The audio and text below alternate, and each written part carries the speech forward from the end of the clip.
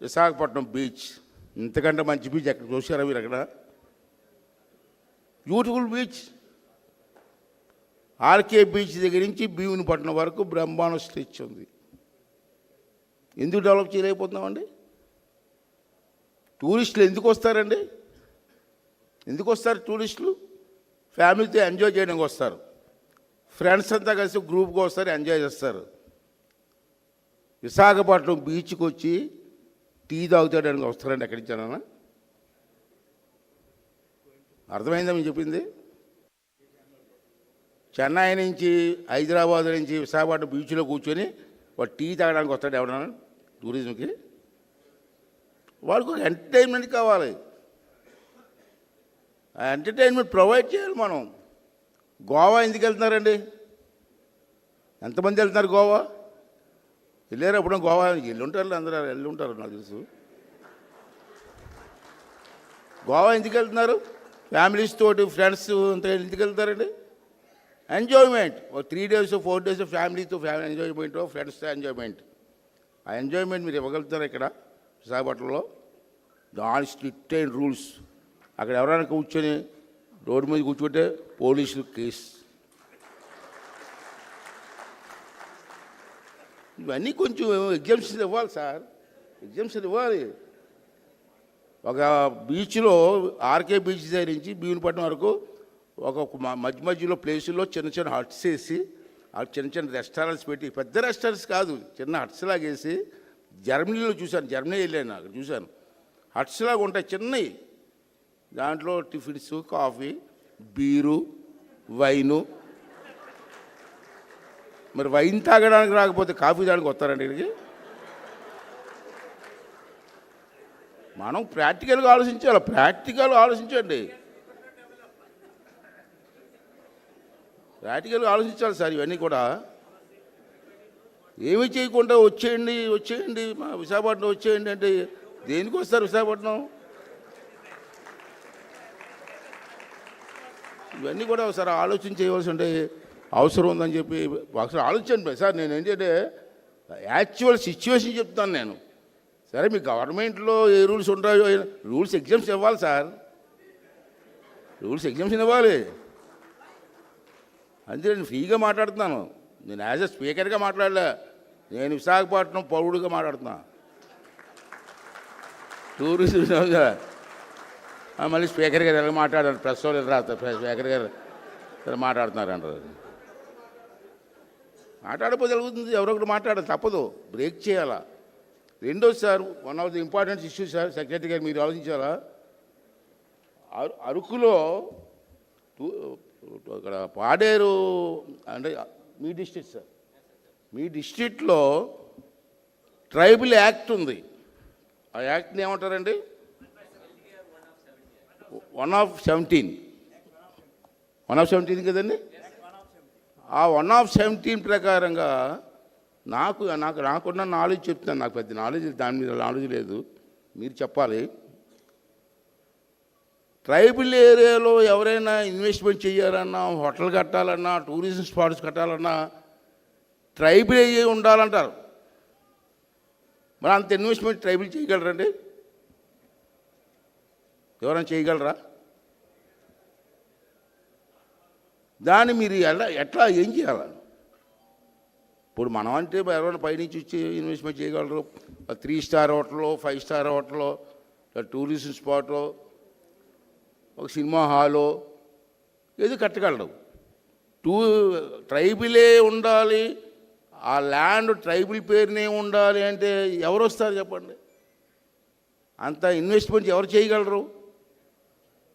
పోనీ ట్రైబుల్తో పెట్టుకొని మనకు ఇన్వెస్ట్మెంట్ పెట్టామనుకోండి, ట్రైబుల్ పేరుని పెట్టి, రేపు ఎప్పుడన్నా సైట్ నాదంటే మీరేం చేస్తారు?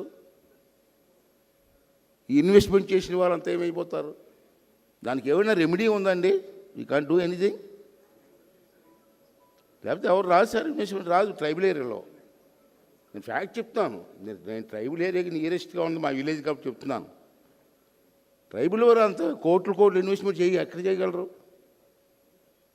మనం ఎవరో పక్కన ఉండి 4-5 ఉండి అతని పేరు పెట్టి ఇన్వెస్ట్మెంట్ చేసాం అనుకోండి, 5 years తర్వాత ఆ హోటల్ నాదన్నాడు అనుకోండి, అప్పుడు మీరేమవుతారు? దీనికి ఏంటి రెమెడీ?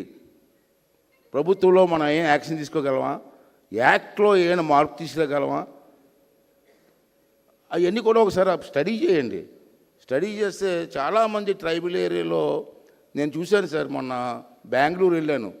ఆ కాఫీ తోటల్లో బెంగళూరు, కర్ణాటక, తమిళనాడు బార్డర్లో ఒక రిసార్ట్ ఉంటే అక్కడికి వెళ్ళాం మేము, మా ఫ్రెండ్స్ అంతా కలిపి. లోపల ఇంకా అక్కడికి వెళ్ళి 2 days 3 days ఉన్నాను. నేను చూశాను. అంత ట్రైబ్ బ్రహ్మాండంగా మంచి రిసార్ట్స్ వచ్చాయి. అది కూడా ట్రైబల్ ఏరియా కదా.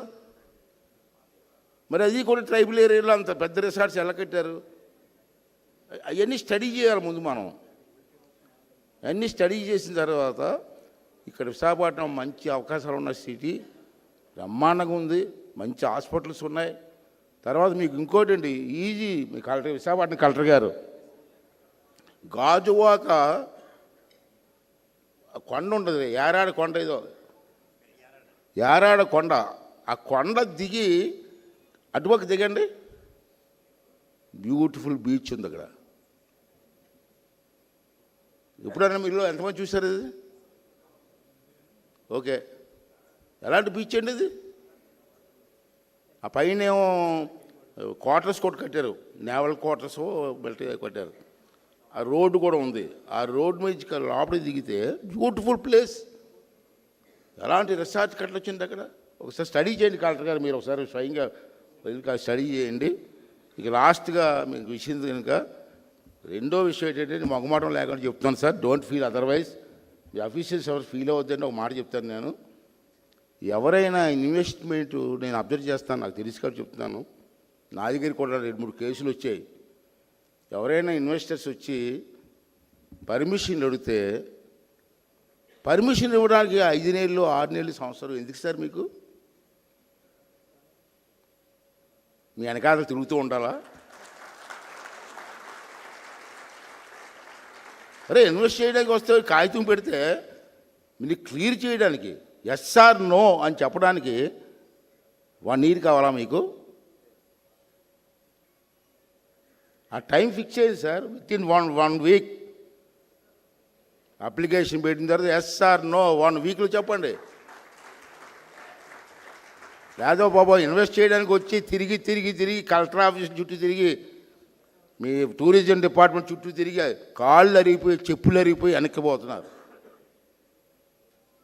సో ఈ విషయంలో మాత్రం మీ అఫీషియల్స్ మాత్రం తప్పనిసరిగా, మీరు సెక్రటరీ గారు, మీరు సీనియర్ ఆఫీసర్, మీరు టైం ఫిక్స్ చేయండి. విత్ ఇన్ 10 days అప్లికేషన్ వచ్చిన 10 daysలో ఎస్ ఆర్ నో. ఎస్ అనుకుంటే మీ సపోర్ట్ ఏంటి, టూరిజం డిపార్ట్మెంట్ సపోర్ట్ ఏంటి, గవర్నమెంట్ సపోర్ట్ ఏంటి, క్లియర్గా డైరెక్షన్స్ ఇవ్వండి సార్. ఎందుకు టూరిజం డెవలప్ అవుతుంది? రెండోది సార్, స్పోర్ట్స్ ఫెస్టివల్ సార్.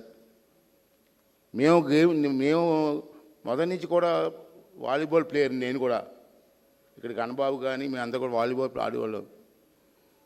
ఇవాళ మేము వాలీబాల్ చూడడానికి ఇతర దేశాలు వెళ్ళి చూస్తున్నాం. అప్పుడప్పుడు టోర్నమెంట్ జరుగుతున్నప్పుడు మన బీచ్లో బీచ్ వాలీబాల్ ఎందుకు పెట్టకూడదు? మనం బీచ్ కబడ్డీ ఎందుకు పెట్టకూడదు? ప్రత్యేకంగా స్టేడియం, ఓపెన్ స్టేడియం పెట్టి ప్రతి సంవత్సరం కూడా beach volleyball men and women, beach kabaddi men and women national place పిలిపించి పెట్టండి కదా. స్పోర్ట్స్ లవర్స్ ఎంతమంది ఉన్నారు విశాఖపట్నం జిల్లాలో? వాళ్ళందరూ ఎంజాయ్ చేయరా? ఇంతకుముందు మనకి విశాఖపట్నంలో విశాఖ ఫెస్టివల్ అని చేసేవాళ్ళం మనం. ఏమిటి పేరేం బాబు? విశాఖ ఉత్సవం ప్రతి సంవత్సరం చేసేవాళ్ళం. 6 సంవత్సరాల నుంచి అది కూడా లేదు. ఆ 3 రోజులు ఎంత ఆనందంగా ఉండేదండి ఫెస్టివల్. ఇటువంటివన్నీ ఎంకరేజ్ చేస్తే ఆటోమేటిక్గా టెంపుల్ టూరిజం ఉంది మనకి. సింహాచలం, శ్రీకాకుళం వరకు ఎన్ని టెంపుల్స్ ఉన్నాయండి. పైన అరకు, పాడేరు, అనకాపల్లి, నౌకాలమ్మ, ఇటువంటి బ్రహ్మాండ టెంపుల్స్ ఉన్నాయి. టెంపుల్ టూరిజం కూడా డెవలప్ చేయొచ్చు మనం. ఇన్ని అవకాశాలు ఉన్నాయి కానీ చేయలేకపోతున్నాం. ఎక్కడో ఫాల్ట్ ఉంది, ఆ ఫాల్ట్ని సరిదిద్దండి సార్. మీకు బాగా సీనియర్ ఆఫీసర్స్ ఉన్నారు ఇక్కడ. మంత్రి గారు మంచి అతనితో ఈ మధ్యకాలం చాలాసార్లు మాట్లాడే ఫోన్లో. అతను కూడా ఏదో చేయాలా, అయిన పోదరి గారు ఏదో చేయాలని తపంతో ఉన్నారు. ఇవన్నీ కూడా ఉపయోగించుకొని ఈ అఫీషియల్స్ కూడా పాజిటివ్ మైండ్ పెట్టుకొని, నెగిటివ్ మైండ్ వద్దు అఫీషియల్స్కి, విషయంలో పాజిటివ్ మైండ్తో క్లియర్ చేసి విశాఖపట్నాన్ని బ్రహ్మాండ టూరిజం స్పాట్గా డెవలప్ చేయాలని చెప్పి ఈ సందర్భంలో మీ అందరి తరపున మరి మంత్రి గారు శ్రద్ధ తీసుకోండి. మీకు కావాల్సిన సపోర్ట్ మేము ఇవ్వడానికి మేము ఎప్పుడూ సిద్ధంగా ఉంటామని చెప్పి ఈ సందర్భంలో మనవి చేస్తూ నాకు ఈ అవకాశం ఇచ్చిన మీ అందరికీ కూడా ధన్యవాదాలు తెలుపుకొని సెలవు తీసుకుంటాను. Thank you very much.